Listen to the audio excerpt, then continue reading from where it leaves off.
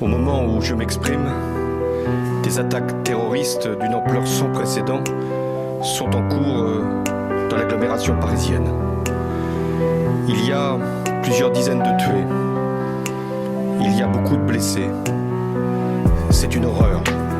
Nous avons, sur ma décision, mobilisé toutes les forces possibles pour qu'il puisse y avoir la neutralisation des terroristes et la mise en sécurité de tous les quartiers qui peuvent être concernés, pour être sûr qu'aucune attaque ne puisse de nouveau avoir lieu.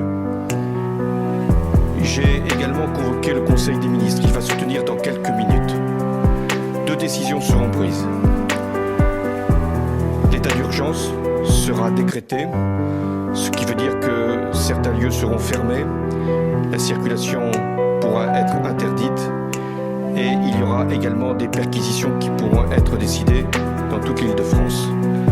L'état d'urgence, lui, sera proclamé sur l'ensemble du territoire.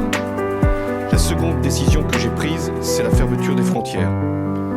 Nous devons nous assurer que personne ne pourra rentrer pour commettre quelque acte que ce soit.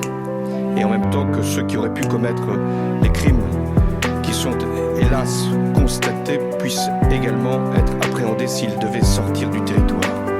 Nous devons, dans ces moments si difficiles, et j'ai une pensée pour les victimes, très nombreuses, pour leurs familles, pour les blessés, nous devons faire preuve de compassion et de solidarité.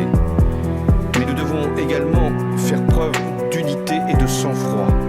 Face à la terreur, la France doit être forte, elle doit être grande et les autorités de l'État fermes. Nous le serons.